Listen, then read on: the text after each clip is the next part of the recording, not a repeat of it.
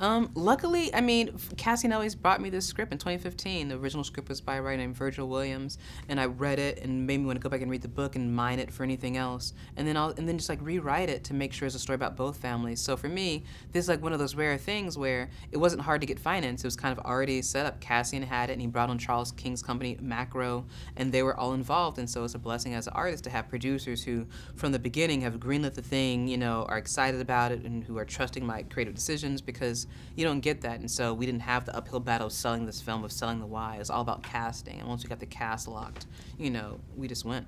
It's good to see you, and congratulations. This is like, how did you pull this all together? I mean, it's such a great story, so many important themes, and everything just so well connected and so well told. But inside your head, how do you go about the process to just pull it all together and make it happen? Yeah, to me, it starts with performances, Like, more than the costumes and the sets, like, to me, we have to believe these relationships. And so characters, what I get excited about as a director, actors, what I get energized by. And so for me, it's about just making sure that the subtext is there and that the core of those things is there. So, for example, between Laura and Florence, that's about power. And so, when that subtext is there, the text is going to flow more naturally, and it's going to be relevant. And just making sure, actors understand the intentions behind what they're saying, not if they understand why they're saying what they're saying, not the what. I think all of those things flow more realistically, and I just want to trust the audience and move at the speed of life. So. Now, this is an important story, a lot of strong messages. How hard did you have to fight to get this film made?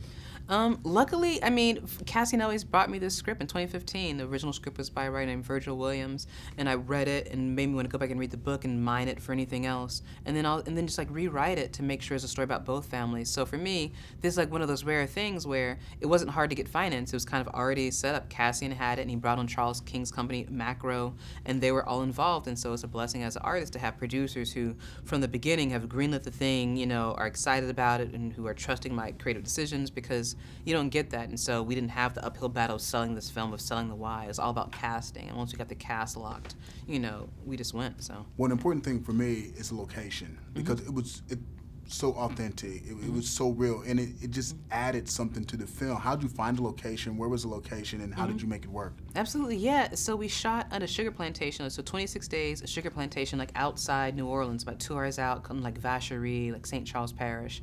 And the location was important because there was a heaviness to the atmosphere, because it was the place where this happened, in a way. And so although this is cotton and not sugar, it still had the feeling of like ancestors in the ground and just that kind of like vibe. And so we had, so David Bamba is my production designer, so he convinced me of the location. And I was concerned initially because the actual cabins were too close to the road, and so we're able to like site those further back into the mud, so you get these 360 views. So thematically, there's this feeling of like the indifference of nature. There's this feeling of like the people being dwarfed by the landscape. It feels like a pioneer story. And then we shot 2 days in Budapest, Hungary, and it was important to just instead of trying to make Louisiana look like Europe, just go to Europe and you have that pre-war architecture. So you're not trying to make something be what it isn't, and like this like the tone of the sky, like the whole palette feels different. And so Rachel and I worked to make sure that photographically, like Europe feels different than like the South. And then we shot a day in Long Island on the at a World War II museum for like Jamie's B-25 scene. We shot an actual B-25, which I think is important to the actor because he's in this small confined space, and I think confines, like limitations, actually elevate creativity because you have to figure out how to do something versus being on like a sound stage or a set where you can have whatever you want. I think being limited in a way like forces the perspective, and particularly with the camera language of this, like you're forced into the perspective of the characters. Talk about the importance of working with so many women behind the camera on your project.